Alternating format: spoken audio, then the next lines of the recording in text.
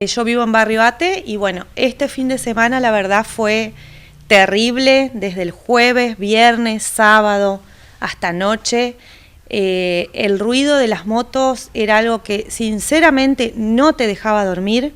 ¿Hasta tarde? Hasta altas horas de la madrugada. En mi caso personal tuve que prender el ventilador para poder dejar de escuchar ese ruido ¿Incesante? Constantemente. ¿Y eran pocas motos, eran muchas? No las vi, pero parecían que eran un montón, porque... Y nos imaginamos que si lo sentís como vecina, el resto también lo siente. Escuché en el grupo que tenemos, éramos varios los que comentamos el tema de las motos a la noche. ¿No hay controles en el lugar para evitar este tipo de situaciones? La verdad no sabría decirte, porque lo que yo escuchaba era desde mi casa a la madrugada. ¿Y corren carreras allí en el lugar, digamos? Y no sé si carreras o andan a fondo, van y vienen, pero la verdad, horas y horas de ese ruido constante de las motos a fondo, con los caños de escape, con todo ruido habido y por haber.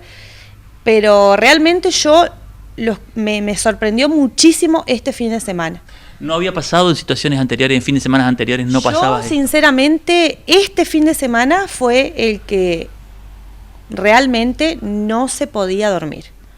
Ante esta situación, lo conveniente sería colocar algún tipo de control o de instalación de algún retardador o lomo de burro o algo de eso. Y sí, la verdad no sé cuál sería exactamente la solución, pero por lo menos que haya un poco más de control a esa hora, con los chicos que andan muy rápido, muy rápido.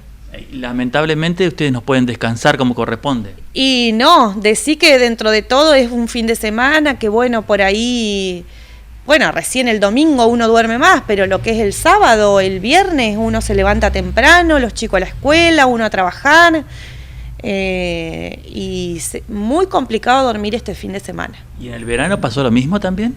Yo te vuelvo a decir, es la primera vez que escucho así tanto, pero tanto.